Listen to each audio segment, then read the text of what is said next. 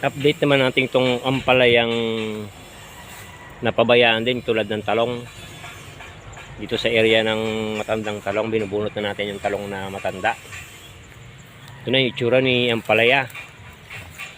Ito yung tinesting ko kasi itong area na to ay may wilting na ng ampalaya. Dating ampalayan din to. Kaso nga lang, may issue na ng wilting. Ngayon, tinanay uni natin. 30 kapuno to, isang row. Pero walang namatay. Kaya magtatanim na tayo ng ampalaya dito. Binunot na natin yung matandang talong, ay may natira pa. Ito. At ito yung trinay natin, kung may mamamatay pa, ibig sabihin may wilting. Ang problema, hindi namatay.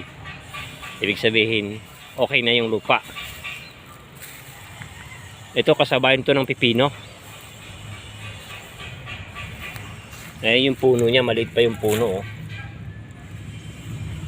Nasa magdalawang buwan pa lang to. O manauna na yata ng konti yung pipino. Pinantry lang natin kung wala nang wilting dito sa ampalaya, itong area natin. Yan, yung talbos ay urong kasi nga hindi ito naalagaan na maayos.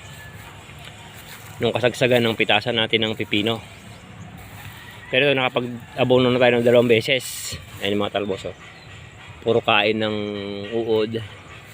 Tapos may mga maliliit na bunga na lumalabas. Nag-3 days gap din yung pag-abono natin dito. Kaya ito na yung kinalabasan. Medyo gumanda na yung talbos ni ampalaya. Kung mayroon tayong pangit na talong, mayroon din pangit na ampalaya.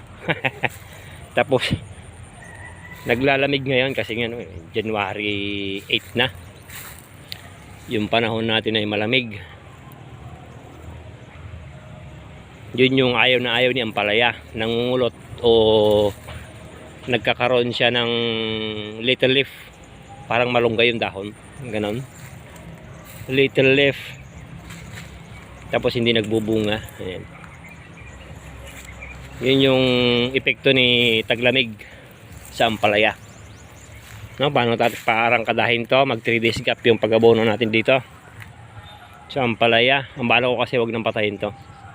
Tapos magtanim na lang tayo dito ng ampalaya. Papasok dito yung mga 300 seeds na ampalaya.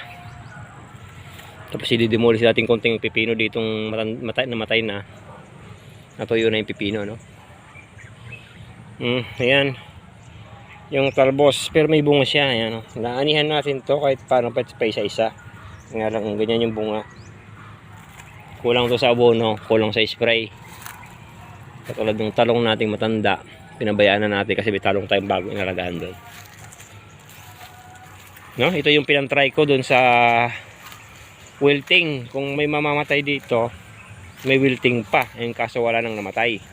Ibig sabihin, nagamot na yung wilting sa lupa.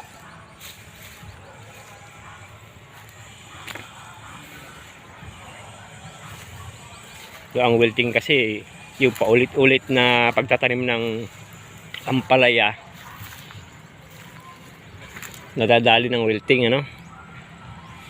Ito kasi karamihang pinanggagalingan ng bacterial wilt, yung ampalaya, kamatis, sili,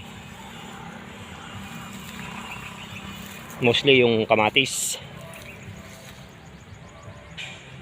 Madalas wilting yung nangyayari sa kamatis, pagpanaing kamatis, Yan itsura ng ampalaya para recoverin natin. Siguro naman itong itsura, paano ito pagandahin, pabungahin. Pangit na ampalaya, variety na trident, yung mga bunga naman yun. Nga lang talaga, napabayaan lang natin, Update na natin sa mga susunod. Thank you.